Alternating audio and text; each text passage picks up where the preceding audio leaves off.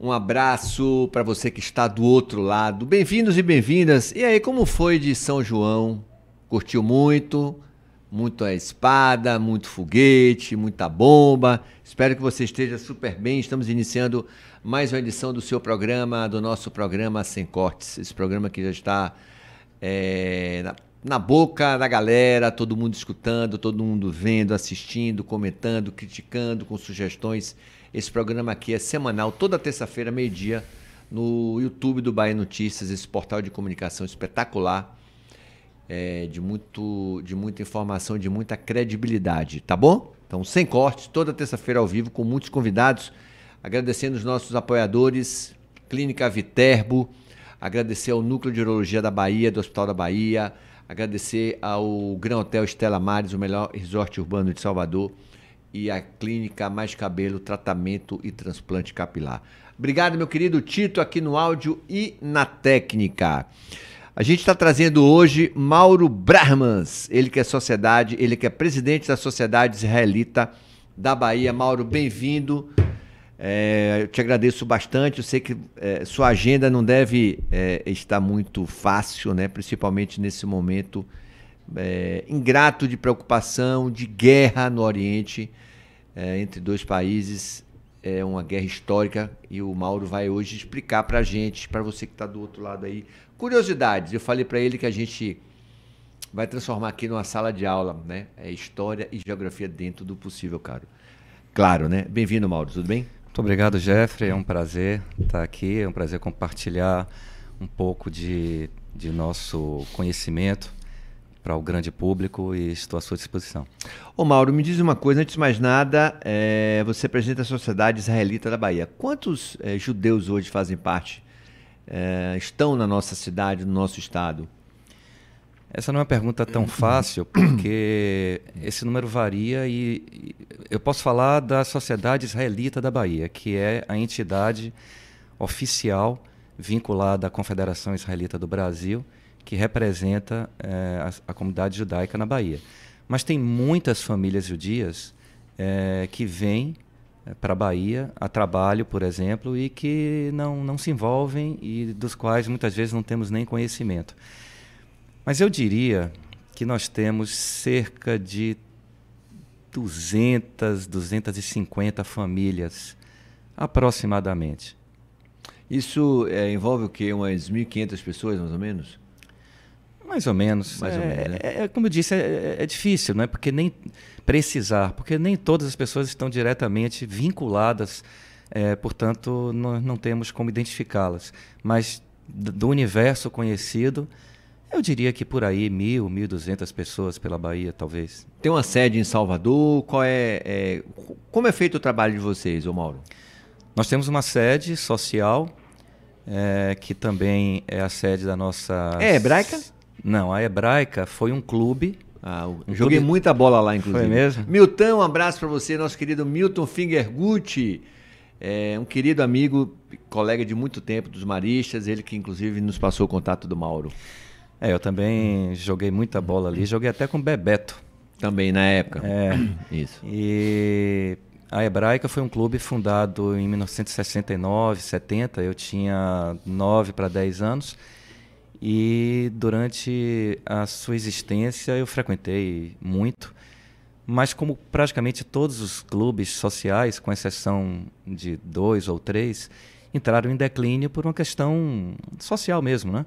Eu acho que as pessoas deixaram de frequentar clubes porque tiveram facilidade de acesso a casas de praia, outras formas de lazer, mas nós temos a nossa sede, que é voltada para eventos sociais, festas religiosas, e lá mesmo tem a nossa sinagoga, onde nós temos serviços no Shabat, a sexta-noite, o sábado pela manhã, além das grandes festas religiosas. A gente vai ter muito assunto, agora o tema central realmente é a guerra Irã e Iraque. Por onde começar? Há quanto tempo tem essa guerra? Por que essa guerra? Por que esse ódio bilateral? Na verdade... Ou unilateral, não sei. Me permita lhe corrigir. Não existe ódio bilateral.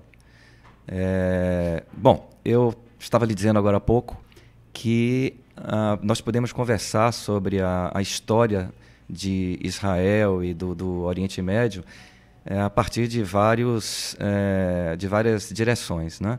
Podemos começar do fim para o princípio, do princípio para o fim, do meio para trás, do meio para frente, porque está tudo interligado. Mas sugiro começar pelo atual momento, por essa questão da guerra com o Irã, que aparentemente foi interrompida, né? Espero que sim, mas com temores, com ressalvas. O que eu posso lhe dizer é o seguinte: Israel sempre teve uma relação muito cordial, uma relação fraterna com o Irã, com os iranianos, relação que envolvia turismo, comércio,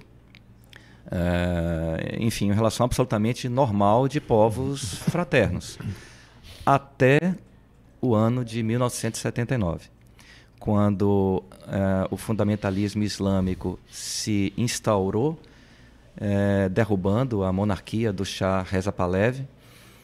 E a partir desse momento, com a ditadura dos ayatolás, tudo mudou, porque os ayatolás, eles representam um sentimento que naturalmente não é compartilhado pelo povo iraniano. O povo iraniano é um povo alegre, feliz, que só quer viver assim como os israelenses e que tem uma bela história. Porém, desde o momento zero, os ayatolás, que nutrem um ódio imenso por Israel, eles não aceitam que Israel exista. E eles verbalizam isso desde o início, sem nenhum tipo de constrangimento. Mas o Irã não foi o primeiro país a reconhecer a soberania, a independência de Israel? Me parece que foi o segundo do mundo árabe. Mas você está falando de um Irã pré-fundamentalismo islâmico. Isso em 1948. Como ele disse, de 1948, que foi o ano da fundação do Estado de Israel, até 1979, nossas relações eram absolutamente normais, fraternas. E em 1979 foi que o regime dos ayatolás se instaurou, derrubou a monarquia do Shah Reza Pahlavi, que tinha uma inclinação ocidental, portanto de liberdades, etc. E eles simplesmente odeiam, eles não admitem que Israel exista. Acho que eles vivem num mundo... eles fazem mal ao próprio povo, essa é a verdade. Porque nós temos incontáveis episódios, muitos conhecidos da grande mídia. Eles têm, por exemplo, uma polícia da moralidade, que foi a responsável pela morte, me parece que 2, 3 anos, não tenho certeza, de uma garota que ficou... o fato ficou conhecido no mundo todo. Ela não estava usando o véu corretamente, estava deixando aparecer um pouco do cabelo, e a polícia da moralidade a prendeu e a maltratou, e ela veio a falecer por esses maltratos. Então, a ditadura iraniana, a ditadura dos ayatolás, é uma ditadura que ela enforca homossexuais, é crime ser homossexual, ela não dá nenhum direito às mulheres, ela oprime seu próprio povo. Então, Israel não tem, nem nunca teve nenhum problema com o Irã. O problema de Israel é que Israel não pode se dar ao direito de não acreditar nas ameaças dos ayatolás. Os ayatolás, desde que assumiram o poder, eles dizem abertamente que Israel é o pequeno Satã, porque o grande Satã seria os Estados Unidos, e que é desejo deles varrer Israel do mapa. Israel é um país muito pequeno, são 22 mil metros quadrados, é menor do que Sergipe, mas é um país mais comprido do que estreito, né? Na sua menor largura tem apenas 30 quilômetros. Então, você pode imaginar o que significa o risco militar de uma agressão externa. E o Irã estava a um passo de obter a bomba atômica. Isso também é fato conhecido do mundo inteiro.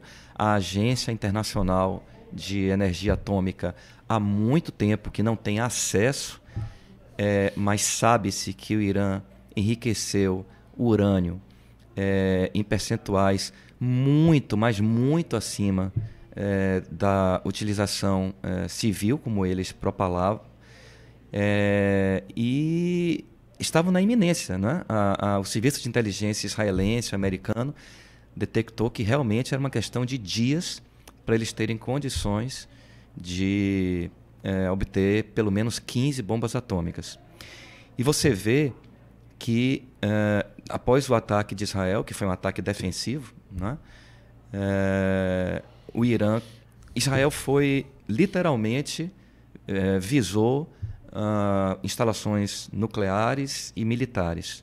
O Irã visou exclusivamente, praticamente, cidades, locais de uso civil.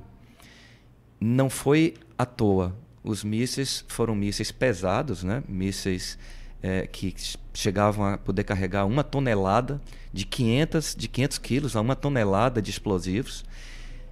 Eu tenho exemplos de amigos. Meu irmão mora em Israel.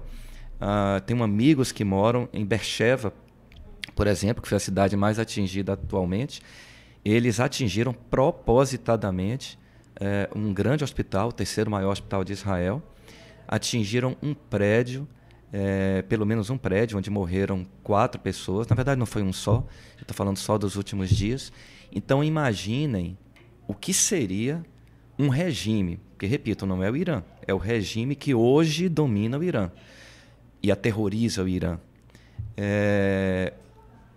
Um regime que, aliás, ele é o maior financiador do terrorismo no mundo, porque esses grupos, como o Hezbollah no Líbano, como o Hamas e a Jihad Islâmica na faixa de Gaza, eles há muitos anos eles são financiados, armados, treinados pelo Irã. E o Irã enviou centenas de mísseis, a maioria dos quais, felizmente, os sistemas de defesa de Israel conseguiu conter, mas muitos não. E ele mirou propositadamente locais civis. Israel é tão pequeno que bastava uma única bomba atômica. Imagine uma única bomba atômica lançada por esse regime cruel contra Israel. Israel não tinha como pagar para ver, como não acreditar nessa ameaça que paira no ar desde 1979. Eu vi detalhes que uma bomba atômica pode atingir até 30 quilômetros de raio. Ou seja, o Israel são 22 mil quilômetros. 22 mil quilômetros, ou seja, é brincadeira. O conflito de 12 dias entre Israel e Irã deixou um saldo de pelo menos 638 mortos, 8 mil feridos e mais de 2 mil ataques e centenas de prisões. Os números foram divulgados pelas autoridades locais na última quarta-feira. Ambos os países declararam vitória em uma tentativa de demonstrar força diante da população e de aliados. Os Estados Unidos é um país de confiança, Mauro, de Israel? Olha, é um grande amigo de Israel há muitos anos. Curiosamente, ele não foi amigo de primeira hora. Na fundação do Estado de Israel, Israel contou com o apoio da União Soviética, comprou armamentos e jatos da Tchecoslováquia, e só depois foi que a relação com os Estados Unidos começou a florescer. Mas, sim, há muitos anos é um parceiro bastante confiável. Mais um detalhe aqui que a gente precisa estudar, né? O Mauro, o presidente da Sociedade Israelita da Bahia, e bem engajado, né? Tem muito conhecimento, e a gente precisa também estar por dentro, né? O Mauro, o presidente dos Estados Unidos, Donald Trump, disse ontem que o julgamento por corrupção contra o seu aliado Benjamin Netanyahu deveria ser cancelado imediatamente. Como é para vocês o Benjamin Netanyahu? Tem credibilidade? Não tem? é um bom administrador, não é? Como pessoa, como é que vocês o enxergam? Olha, se nós formos comparar essa acusação é uma acusação de corrupção. Isso. Se nós formos comparar do que ele é acusado com aquilo que a gente conhece, infelizmente, aqui no Brasil, quando se trata de corrupção, parece uma brincadeira. Presentes, charutos, algo assim.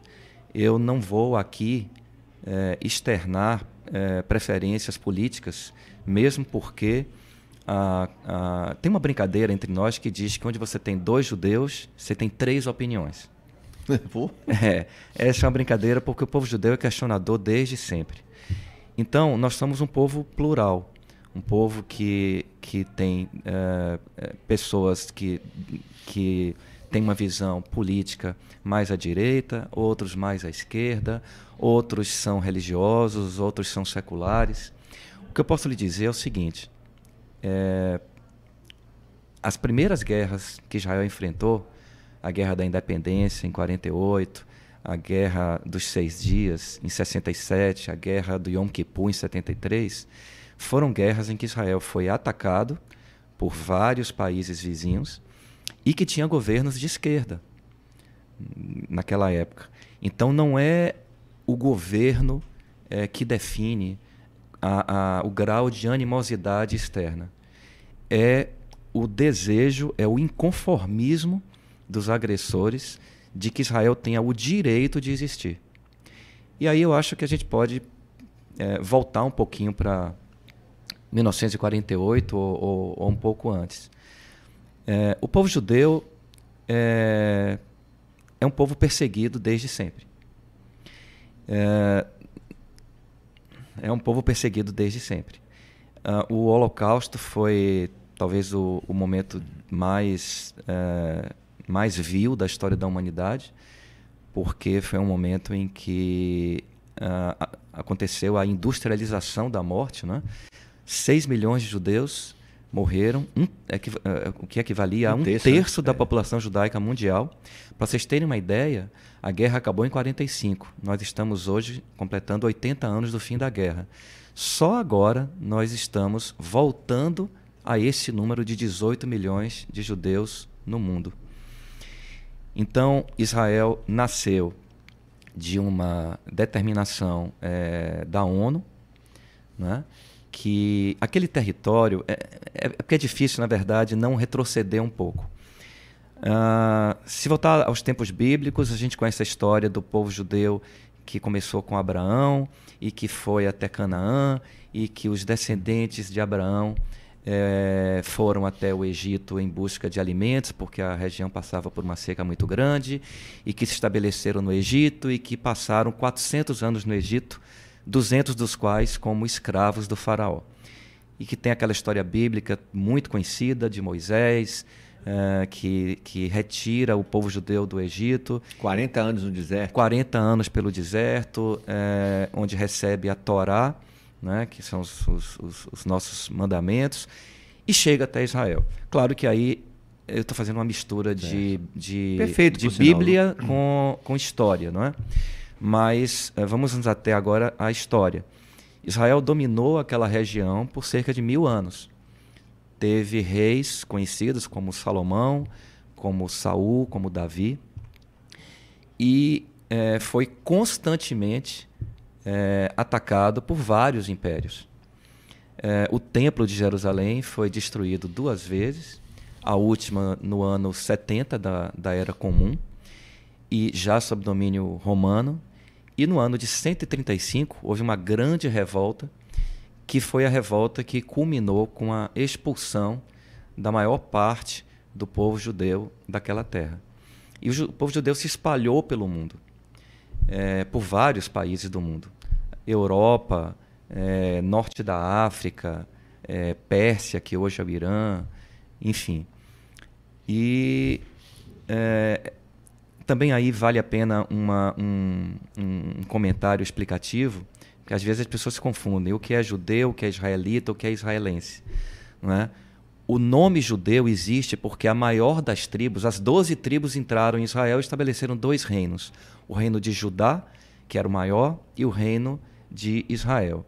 O reino de Judá prevaleceu, e daí é que surge o nome judeu, né? Foi nesse momento, portanto, a partir do momento em que o povo judeu se estabeleceu na terra de Canaã, é que surgiu o termo judeu. Judeu e israelita são sinônimos, é a mesma coisa. Israelense é o cidadão que nasce em Israel, que pode ser judeu, cristão, muçulmano, não importa. Então essa é uma grande diferença. É importante dizer que nesse momento, quando houve a expulsão, o Império Romano decidiu, para tentar apagar da história qualquer registro dos 1000 anos que Israel viveu e prevaleceu naquela região, mudou o nome do local de Judéia para Síria Filistina. Filistina em alusão aos filisteus, que foram um povo inimigo de Israel. Aquele episódio conhecido de Davi e Golias. Golias era filisteu e era um povo vindo do mar, vindo da Europa. Não era um povo nativo da região, mas era um inimigo histórico. Então, só para espizinhar mesmo, né? Ele mudou o nome da região para Síria Filistina.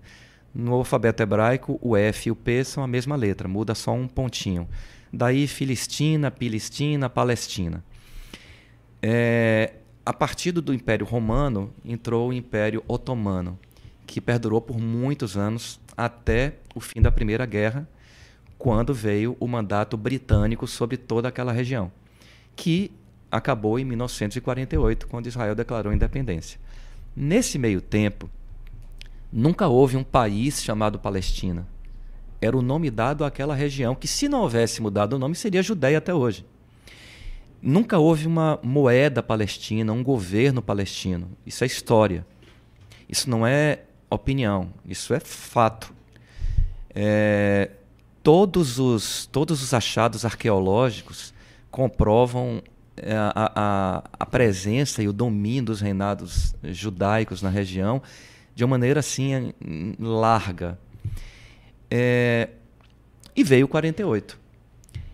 Quando veio o 48, e antes disso, na verdade, quando se chamava Palestina, é de se entender o seguinte: aquela região era uma região que não era densamente povoada como hoje. Você tinha muitos vazios. Viviam árabes e judeus. Quando você fala palestino, até 1948, você tem que perguntar: que palestino? Palestino árabe ou palestino judeu? Porque Palestina era quem nascia na região da Palestina, onde viviam árabes e judeus. Tinham locais com maioria judaica, locais com maioria árabe. Em alguns momentos eles conviviam bem, em outros nem tanto, que isso é da natureza humana. Mas veio o 48. E a ONU, inclusive já na esteira do Holocausto, da Segunda Guerra, decidiu que a melhor maneira de encerrar esse conflito milenar seria atribuindo aos dois povos, o povo judeu e o povo árabe, seus países onde poderiam viver em paz. Israel ficou com a parte voltada para o Mar Mediterrâneo e o que seria o Estado palestino com a parte oriental, que faz fronteira com a Cisjordânia, que era a antiga Transjordânia, na verdade.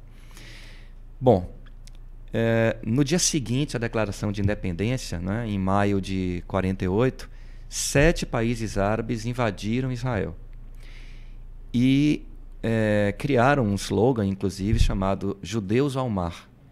Eles aconselharam, convocaram os árabes.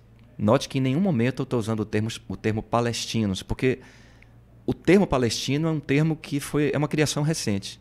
O povo palestino é uma criação recente.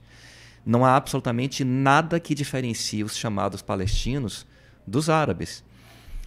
Repito, existiam árabes e judeus vivendo na Palestina. Mas, e tentando não me perder, porque é fácil não me perder nisso, é fácil se perder, mas vamos lá. houve um deslocamento de árabes do local onde foi destinado ao Estado de Israel para fora, assim como houve um deslocamento judaico em direção a Israel.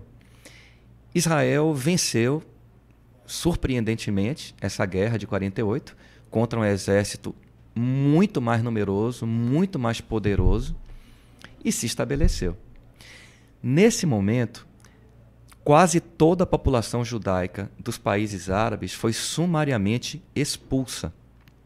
Fala-se muito em refugiados palestinos, mas não se fala em refugiados judeus. Mais ou menos a mesma quantidade, o número varia, entre 700, 800, 1 milhão, é difícil precisar, mas por aí, de judeus que viviam há séculos em países árabes, foram expulsos com a roupa do corpo. Muitos deixaram fortunas e foram para vários países do mundo, sendo que Israel acolheu a maioria deles.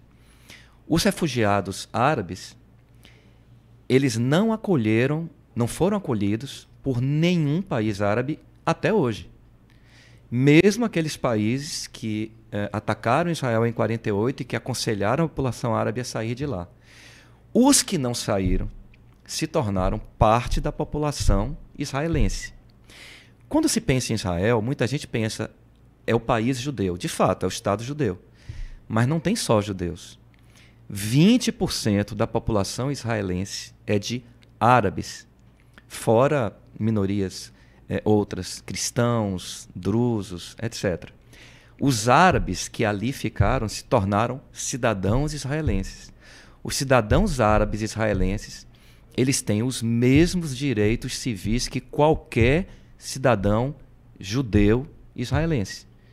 Os mesmos. Eles exercem profissões liberais, eles podem ser juízes, eles têm partidos políticos, podem se candidatar, votar e serem votados. Enfim, direitos de cidadania plena. Muitas religiões... Eu ia te perguntar sobre exatamente isso, as religiões de Israel. O Brasil, a gente tem uma maioria católica. E em Israel? Israel, a maioria é judaica, né? A maioria da população israelense é judaica. Como ele disse, 20% é de árabe, não todos muçulmanos. Existem árabes cristãos, por exemplo. Mas em Israel, todas as grandes religiões são protegidas. Existe, por exemplo, uma religião pouco conhecida chamada Bahá'í, que é uma religião perseguida no mundo inteiro. Ela encontrou a segurança em Israel. Quem visitar Israel e for a Haifa, no norte, vai encontrar, podem até procurar no Google, que vocês vão ver uma belíssima sede que está ao longo de um monte com jardins. Enfim, é a sede mundial da religião Bahá'í.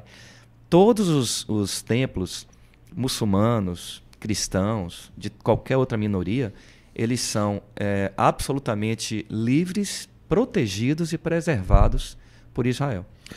É uma história, é uma aula, né? Assim, o Mauro falando, a gente remete muito ao passado nosso de escola e tal.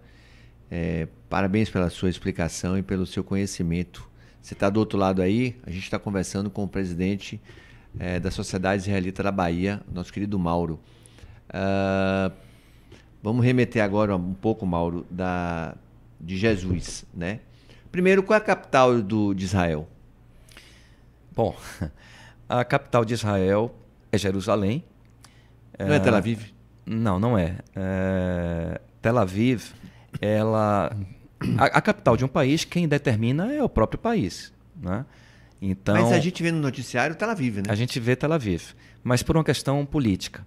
Porque como existe esse conflito com os chamados palestinos, depois eu posso voltar, eu tinha dito que nunca existiu o povo palestino, né? Mas vamos voltar, deixar isso para daqui a pouco. O poder em Israel, o Knesset, que é o parlamento, está em Jerusalém.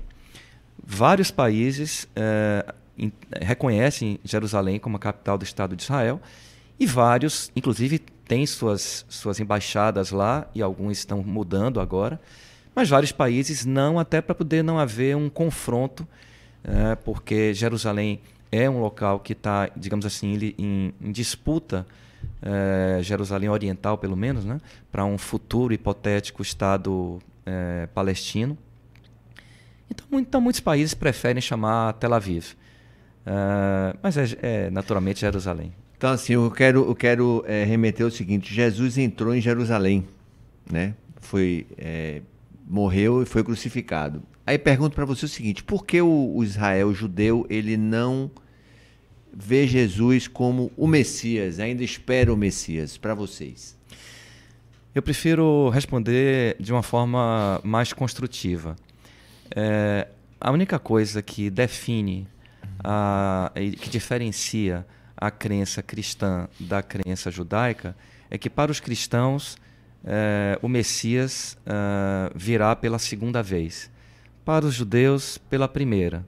Todos esperamos que o Messias venha e traga um reinado de paz. Prefiro pensar dessa forma.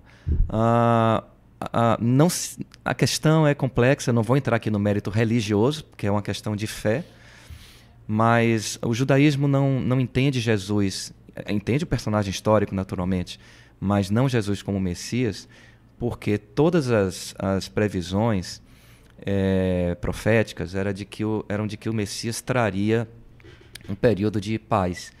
E nós não vivemos um período de paz. Na verdade, nem desde então, e nem desde que o Homo sapiens prevaleceu na face da Terra. Infelizmente, a guerra, que é a maior tragédia da humanidade, ela parece que faz parte. A humanidade ainda não aprendeu a respeitar o controverso, o diferente, não é? O outro, e conviver em paz.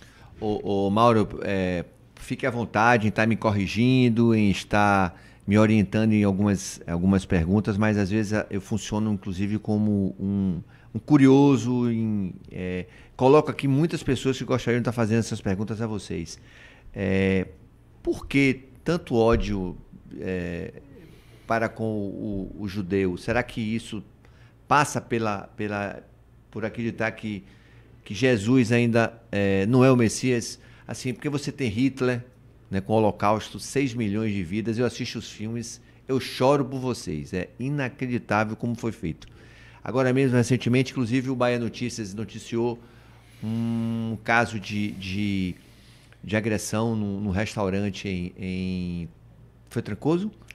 Itacaré. Enfim, eu queria que você explicasse assim, por que tanto ódio e raiva de algumas pessoas de diversos países para com o judeu? Olha, quem se alimenta do ódio é quem mais sofre, e acho que é quem deve explicar. O antissemitismo é uma chaga que existe desde sempre, e ao longo da história se deu inúmeras desculpas para justificá-la. Inicialmente, de que os judeus teriam causado a morte de Jesus, quando foi um julgamento romano. Lembro sempre que Jesus ele era judeu, nasceu como judeu, viveu como judeu, frequentou o templo como judeu, e a última ceia de Jesus era uma ceia em que ele estava celebrando o Pêssar, que é a nossa, malmente traduzida como Páscoa judaica, não é? Me perdi. O ódio, a raiva. Vamos lá. Então, inicialmente, por essa razão. Depois, na época da Idade Média, inventavam qualquer desculpa. Por exemplo, existe um mandamento com uma oração específica para lavar as mãos, para fazer higiene. Nós somos obrigados, por uma questão de mandamento religioso, a lavar as mãos. Isso livrou o povo judeu, numa época da Idade Média em que a higiene não era o forte, de muitas doenças. Então, inventavam desculpas de que as vilas judaicas não eram acometidas das doenças que a maioria da população era atingida, na época da peste, por exemplo, e que por isso foram os judeus quem criaram a peste. Ou que os judeus matam crianças para beber seu sangue. Imagine, a alimentação kasher, que é a alimentação da observância religiosa, ela proíbe o sangue. não é? Ela proíbe comer alimentos com sangue, porque o sangue é símbolo da vida. Você pode inventar as desculpas que quiser. O ódio contra os judeus, ele é inexplicável, injustificável. O povo judeu é um povo que, ao longo da história, já deu inúmeras e riquíssimas contribuições para a humanidade. A Torá, ela serviu de inspiração para constituições no mundo inteiro. A nossa Torá, ela se baseia em conceitos que basicamente são voltados para a bondade, a justiça, o cuidado com os mais fracos, com os mais pobres, não é? A tzedakah é um termo que ele pode ser entendido como doação, né? Mas ele é muito mais como caridade, mas ele é muito melhor traduzido como justiça. Se nós formos... olha, 22% dos prêmios Nobel até hoje são de judeus. O Waze, que todos nós utilizamos para nos orientar, feito por judeus. O Uber também, né? O Uber também. Vacinas, muitas vacinas, muitos medicamentos. O Vale do Silício, nos Estados Unidos, é o maior polo tecnológico do mundo. E tem o Israel também, né? O Vale de Israel é o segundo maior do mundo. É impressionante. O Brasil tem 500 e poucos anos, né? Israel tem 77 anos. E é um país admirável, né? É um país que transformou o deserto em terra fértil.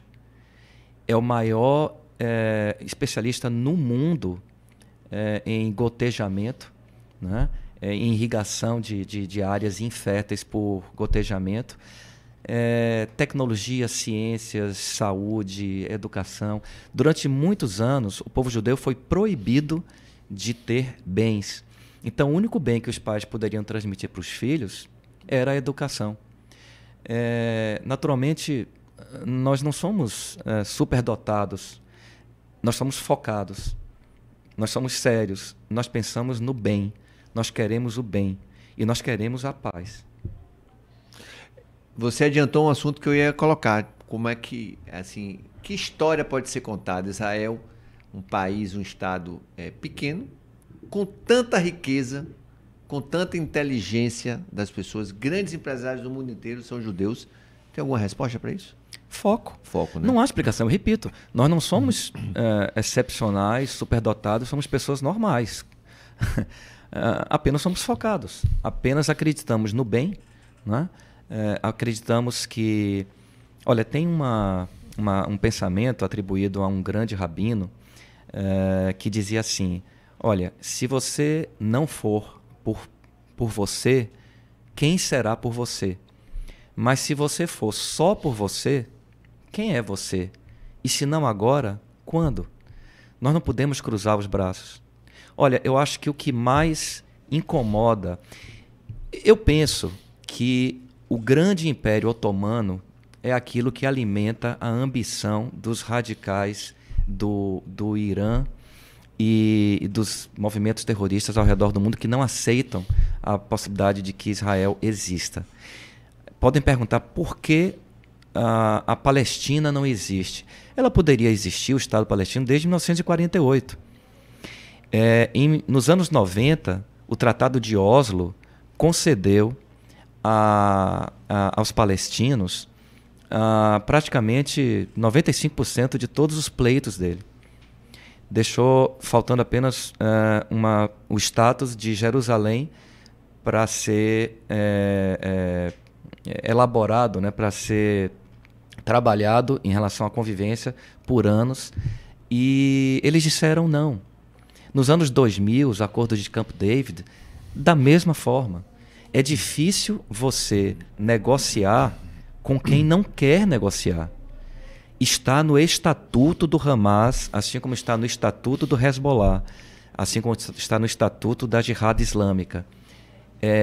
O objetivo: destruir Israel. Quando essas pessoas que gritam Palestina do rio ao mar, e não fazem a menor ideia de que rio seja, de que mar seja, elas estão dizendo, quando alguém diz Palestina será livre do rio ao mar, significa do Rio Jordão ao mar Mediterrâneo. Ou seja, essas pessoas estão dizendo que Israel não tem o direito de existir. Por que Israel não tem o direito de existir? Olha, nós queremos a paz, nós somos amantes da paz, nós preservamos a vida. E respondendo também a um questionamento até que foi uma pergunta muito infeliz feita por uma comentarista da Globo recentemente, na semana passada. Eu vi. Por que... os mísseis do Irã matam pouco. Ela usou uma expressão cruel, né? Uma mortezinha, como se qualquer morte fosse mortezinha. É fácil, nós preservamos a vida. Israel investe bilhões na proteção de seus cidadãos.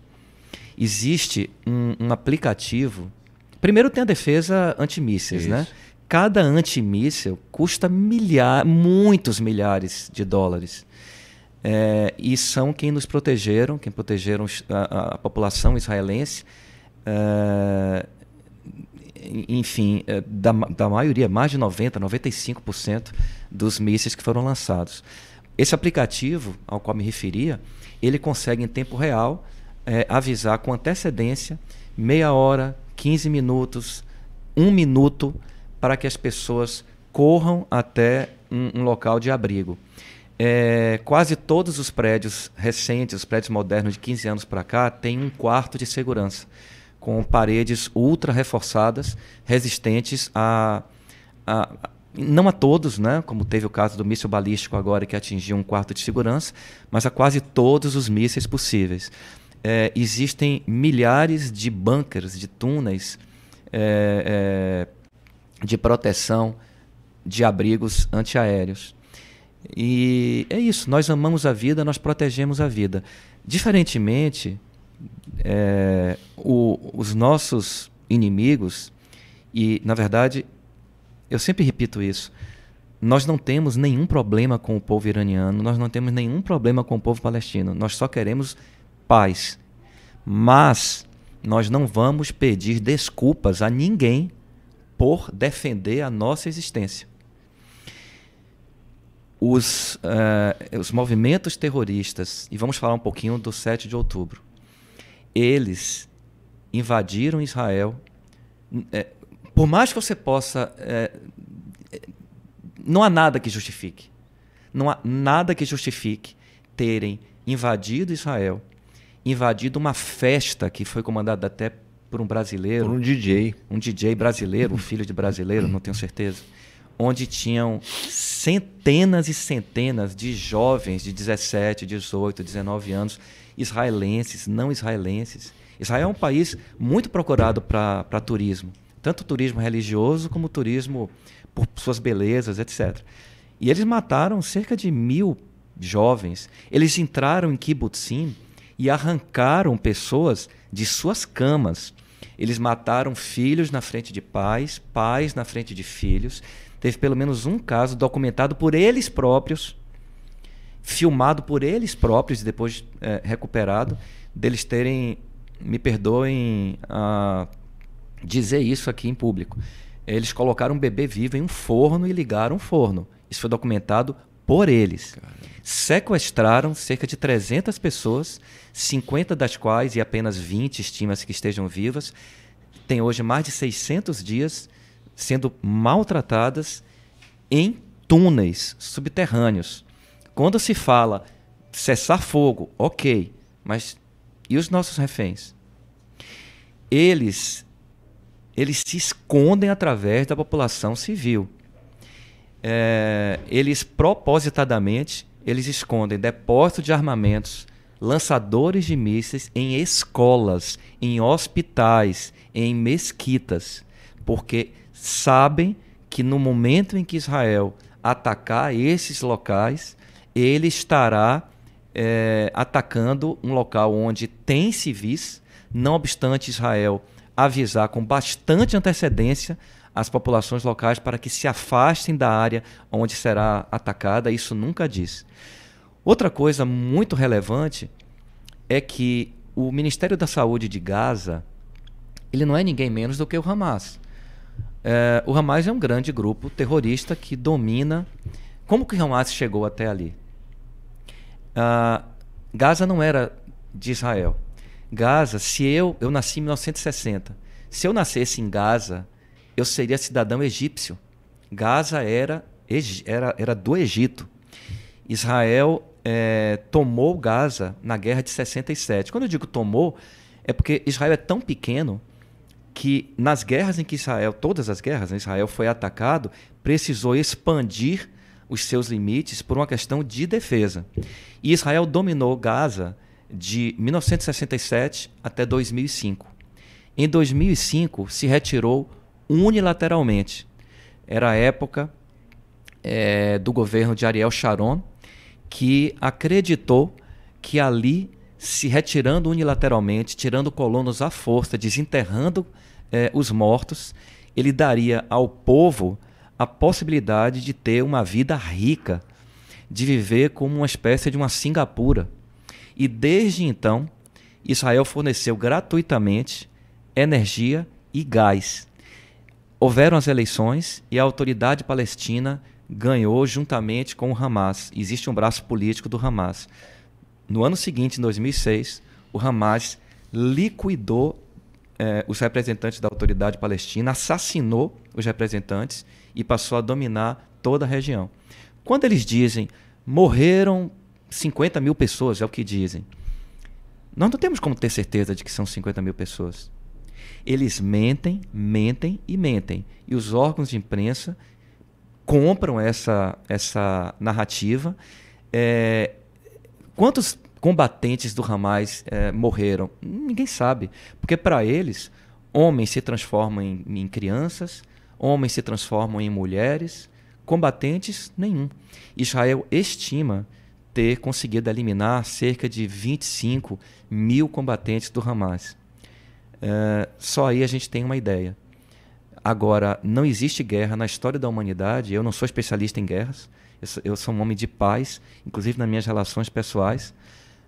Mas não existe guerra na história da humanidade que não tenha atingido os civis. E uma guerra assimétrica em que o inimigo, que quer a nossa destruição, ele se esconde deliberadamente dentro da população civil, é impossível que a população civil também não seja atingida. Pois é, pessoal, foi uma verdadeira sala de aula, um conhecimento, uma cultura com o nosso entrevistado de hoje, Mauro Brahman, ele que é o presidente da Sociedade Israelita da Bahia, aqui no Sem Cortes, esse programa semanal no Bahia Notícias. Mauro, obrigado, velho, foi muito bacana e espero vê-lo em mais outras oportunidades. Eu agradeço e reitero e deixo no ar a minha mensagem de paz. Tudo que Israel quer é viver em paz com seus vizinhos. Que os acordos de Abraão, que trouxeram paz com vários países, que eles possam ser, vários países árabes, que eles possam ser expandidos e que a gente tenha relações normais. Que isso, na verdade, é o que todos nós queremos. Não tenha dúvida, o mundo todo pede por isso. Agradecer à Clínica Viterbo, Saúde e Bem-Estar, agradecer ao Núcleo de Urologia da Bahia, do Hospital da Bahia, Dr. Ivan Carilho Filho Pinto, agradecer ao Gran Hotel Estela Maris, o melhor resort urbano de Salvador, e ao Mais Cabelo, Clínica de Terapia e Transplante Capilar. Meu querido Tito, um abraço para você, obrigado. Meu querido Igor, a todos vocês que estão do outro lado, nos acompanhem, compartilhe, curta aí no YouTube. Beijos e queijos do Gel. Tchau, tchau.